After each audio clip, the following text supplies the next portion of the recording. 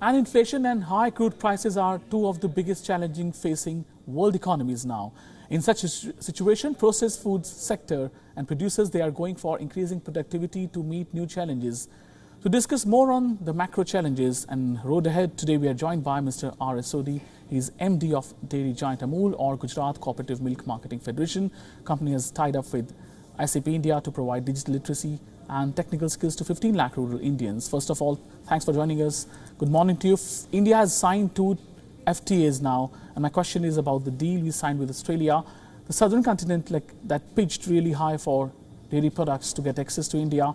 Same demand is being echoed by US. Do you think if not today, later on, these countries will get access to dairy products about Indian markets as well? You see, all the FTA or the proposals are there with government of India. All this developed or dairy-rich country, always on their agenda, dairy product is there.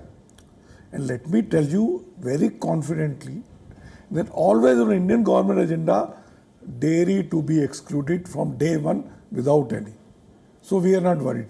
See, India was also a milk deficit countries about 50 years back till mid-70s, like our most of the Asian or neighboring countries. Today we are self-sufficient because Indian government has protected Indian milk producers, has encouraged milk producers, and that I think policy is going to continue. But multiple events like supply chain issues and rising raw material costs, they have forced multiple FMCG players, including Amul, to transfer cost burden on end consumers. How do you see that, and how it can dent consumer sentiment as well? Inflation also. Let me tell you, food inflation, especially for a country which is a self-sufficient, is not bad, it is good. Why? What you talk is food inflation is basically increase in income of the farmers or their produce. So what is happening when food prices increase and where major portion goes back to the farmer, there's a sharing of wealth happening, because we know the disparity between the income of rural family and the urban family.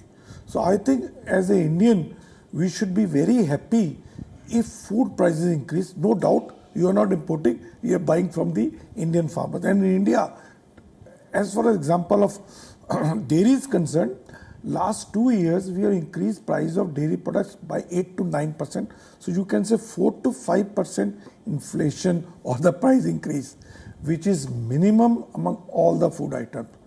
In all other food items, price increase has been happening from 15 to 40%. No doubt energy cost, logistic cost and packaging cost has added. But I agree with you, for the corporate world or FMCG company, it's not good. Because when raw material price increases, they can't pass on the full increase to the end consumer. Mr. Sodhi, how crude oil prices the high now and Ukraine-Russia war, they have impacted your business also? I don't think there's any direct impact of this war, because dairy commodity prices have been increasing on the world market for last 1 year before Ukraine war. But definitely this Ukraine war has impacted the energy sector and the fertilizer sector, which is going to impact the other dairy producing countries, because especially the New Zealand, Australia, where pasture based grazing is there, because fertilizer is short supply, so grass or fodder will be less, so their milk production will be less, so world market is going to go up. In India, the impact of this energy prices, cost of logistic, cost of packing, cost of fodder because of the fertilizer cost is going to increase. But ultimately, whatever you say, all put together, whatever is happening in the world, it is good for the Indian farmers. And tell us about the literacy program, Digital One, with the SAP India, which is meant for providing digital literacy to small children and household women farmers.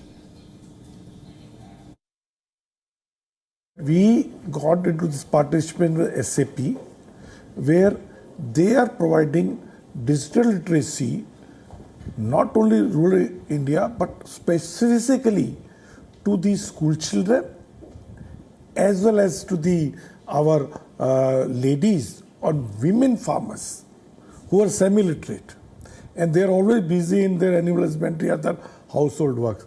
So, as per their convenience, trained teachers have gone to about more than 130 centers where the whole day the classes are happening, where they are teaching them this digital technology. I think this technology is going to provide them more confidence, empowerment, and the equity vis-a-vis the urban women. WION now available in your country. Download the app and get all the news on the move.